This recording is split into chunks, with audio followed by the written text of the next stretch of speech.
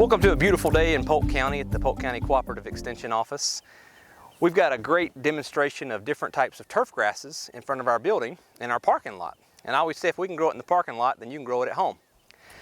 It is early March and it's time to do the work we need to do on our cool season grass as well as some warm season work as well. And so we'll go through that today and talk about the different products that we use and also some weed problems that we have after a year of 2020 where we kind of neglected the lawn a little bit and what can happen in as little as a year.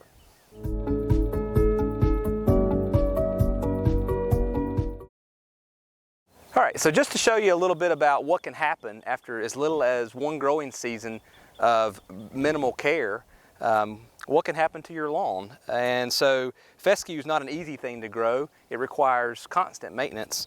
So after 1 year of COVID and us not being as religious at taking care of our lawn demonstration plot here, you get all kinds of weeds. And you can see we've got clover growing in here, right in this area right here. There's chickweed coming up. There's also some clumps of grasses that have come up here that probably have come from seed that we have overseeded with, even though it was supposed to be, weed free. Sometimes things like that happen. So you've got to maintain your yard every year to prevent this from happening.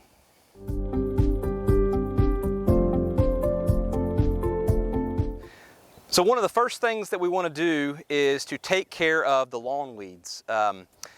We've got broadleaf weeds in here, and that's something that doesn't go well with fescue. So a lot of people have clover in their yard, and clover in itself is a fine plant, but it doesn't go well with fescue. It tends to die, make the fescue die out over time because it shades it out. So what I'll use is a broadleaf weed killer such as this product here. This product actually has a chemical called quinclorac in it, which will take out crabgrass at its early stages, as well as dicamba, which will remove broadleaf weeds. The reason we use this product is because we also have warm season grasses, and dicamba is a safe product to use on warm season grasses as well as cool season grasses. If we just had cool season grasses, we could use 2,4-D, we could use triclopyr. There's a lot of broadleaf weed killers that you can utilize for this purpose.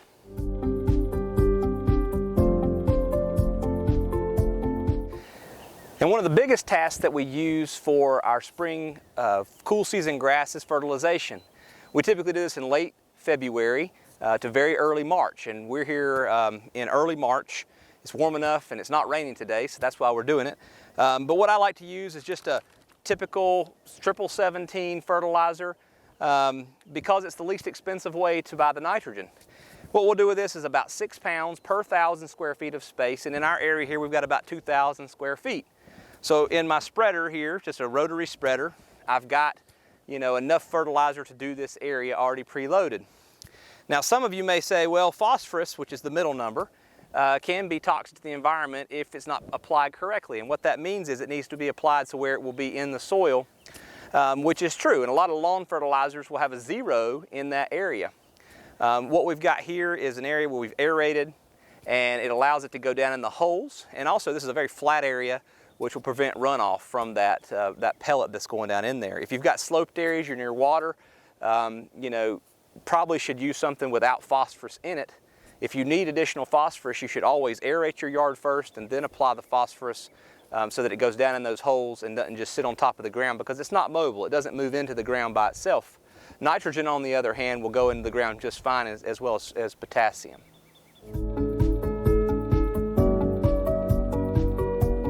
All right, so the next thing we'll talk about is weed control. Other than our spraying of broadleaf weeds that are already existing in our lawn, we want to make sure that we apply something to prevent weed growth from seed. Each year we always have crabgrass try to grow and other annual weeds that come up. I'll use a product like Dimension. There are many other products. These are pre-emergent herbicides is what they're called. The one we use is called Dimension 0.25G. It's a granular, does not contain fertilizer. I apply that separately, but it does prevent the weeds from growing. So this will save you a lot of time in spraying, and also it binds with the soil and prevents a lot of issues with spraying afterwards.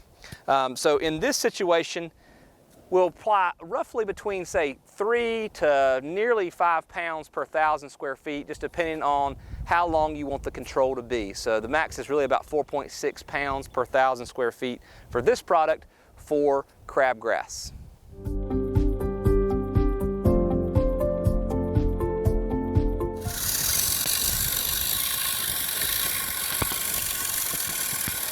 Well, this is the fun part, where you get to actually apply the chemical or the fertilizer that you're trying to put out to make your yard look the best it can be. And what I find on these type of spreaders, these rotary spreaders, this tub type, which are sold in many different brands. This is just one brand, but there are a lot of the same spreaders. They just have different names on them. I find that if you set it on about 20 for fertilizer, it puts out the right amount of fertilizer for your lawn. But again, always verify that with the manufacturer of your spreader. These are made by a lot of different manufacturers. If it looks very similar, most likely you're going to be in that range for the proper spreading ability.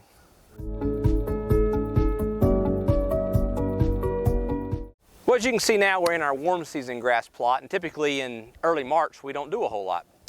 But again, after a year of 2020 of not being able to care for them as we need to do that, even weed-resistant turfs like zoysia grass can get weeds in them. And as you see, we see some clover in here. There's some annual weeds, onions, which are actually wild garlic, annual bluegrass. These things have come up without the care that we need to be giving this grass. So what do we need to do? A lot of people will tell you, well, you can come over with a non-selective herbicide like glyphosate, which is Roundup, and kill everything in here, which is true, as long as the turf is completely dormant. And in this turf, there's actually some green in here, so I will refrain from doing that.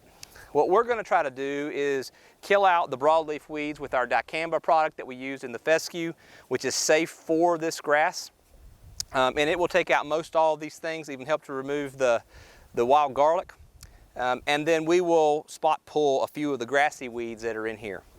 That's really all we have to do right now as far as taking care of these. But I do like to come in with a pre-emergent, especially because this turf was not fertilized last year, which means it's not as strong as it should be.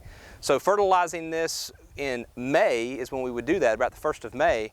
But right now we need to put down a pre-emergent, and I'll use Dimension 0.25G. Like I said, there's a lot of different pre-emergents out there you can choose from. That's just the one that I've chosen for this project.